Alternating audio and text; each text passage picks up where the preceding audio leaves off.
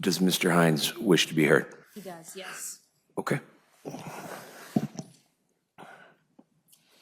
This year and a half has been very painful for everyone involved. There isn't one day that goes by that I don't think about that night. I saw the ambulance behind us as I was leaving and immediately knew something was wrong. I felt a lot in that moment. Despite being very intoxicated, I remembered everything. When I saw the news, I knew I needed to let somebody know my involvement. Though I was hesitant, though I knew I would do time, I knew undoubtedly that it was the right thing for me to do. I was not raised to tattle. I was raised to admit when I'm wrong, and I was definitely wrong. I'm here today to take full accountability for my wrongdoing and my own actions. I acted as a follower and not a leader, and that will now result in me doing time in ADOC.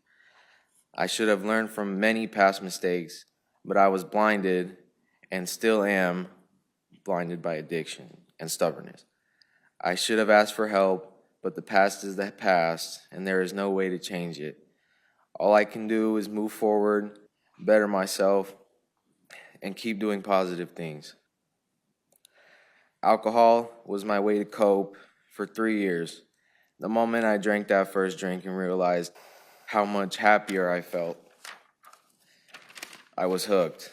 The pain of my first relationship issues, on top of my grandpa dying in psychosis aftermath, made life feel almost unbearable. The only thing I knew worked was party and drink. Little did I know I had so many resources I just didn't know how to ask. My friends and family have shown me that there is nothing wrong with asking for help when you need it.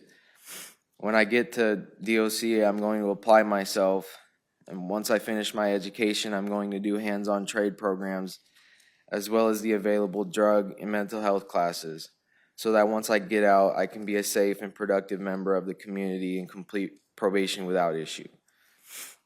And for Ben, there was a very large chance that things could have played out differently on July 6, 2023. There's no explanation or excuse to make as to why I was driving with any percentage of alcohol in my system that night. For any nights, that is. The very thought of that alone is one of many that leave me sleepless during the night. I pray that recovery has been swift and that God will continue to take care of you and that you will still one day be able to do the things that you want to do to the fullest extent. Follow your dreams and never stop fighting. And for the Lord family, although I did not know Preston personally, he seemed to be an astounding man, a kind soul senselessly taken from this world. He didn't deserve not one of those kicks or punches. This act of violence has now left a man without a son, a sister without a brother, and a father without his boy. I have realized it would be wrong to ask for forgiveness when this family has already had so much taken from them. They owe me nothing. However, I owe them everything. I am committed to discovering how I can better control the actions that I make and to continue to make the world around me a better place. I am truly very sorry. Thank you. Mr. Hines, in these four matters, back on March 4th, you pled guilty. Based on your guilty pleas in this case, or these cases, I should say, in the matter that ends in 528, it is the judgment of the court that you are guilty of count 2 as amended, manslaughter, a class 2 felony that is classified as dangerous and non-repetitive. That was committed on October 28, 2003. In the matter ending in 240, it is the judgment of the court that you are guilty of count 1, aggravated assault, a class 3 felony committed on July 6, 2023. Also classified as dangerous and non-repetitive. In the matter ending in 048, based on your guilty plea, it is the judgment of the court that you are guilty of count 2, aggravated assault, a class 6 designated felony committed on November 22, 2022, It's classified as non-dangerous and non-repetitive under Arizona's sentencing code. And in the matter ending in 174003, it is the judgment of the court that you're guilty of count 2, aggravated assault, also a Class 6 designated felony, also non-dangerous and non-repetitive offense. In preparing for sentencing, the court has considered a number of things. And first, the matters ending in 528 and the matter ending in 240.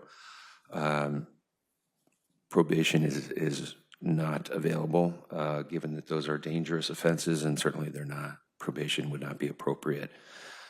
In the other 2 cases, I will place Mr. Hines on probation, as that has been agreed upon, and I think it will provide him with some helpful structure upon his release from prison.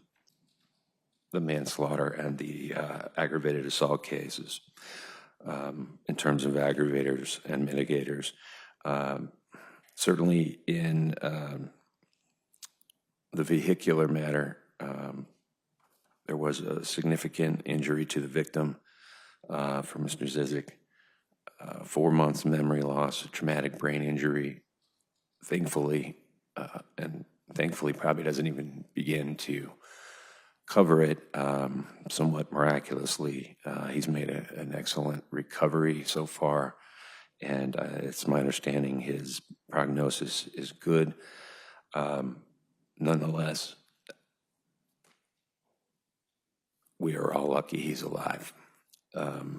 And clearly that had an extraordinary impact on his family as well.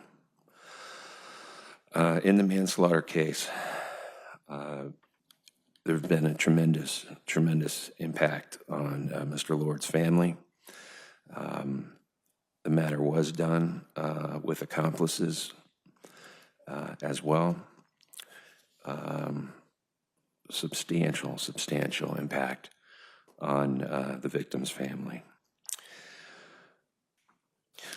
I'll start with the aggravated assault case. So this is the matter, well, this is the dangerous, this is the matter ending in 240. So with respect to the aggravated assault, the court finds that with regard to that offense, the mitigating factors slightly outweigh the aggravating factors, and it is the judgment of the court that you be committed to the Department of Corrections for 5 years in that matter. And that is, as to that matter, you will receive credit for 441 days of time served. Turning to the manslaughter case, on this one was second in time, and it is a slightly different calculus. I find less mitigation there. There's still a lot of mitigation, but it's hard to give the same weight to the mitigation after all of these wake-up calls that you just did not, regrettably, you just did not act on.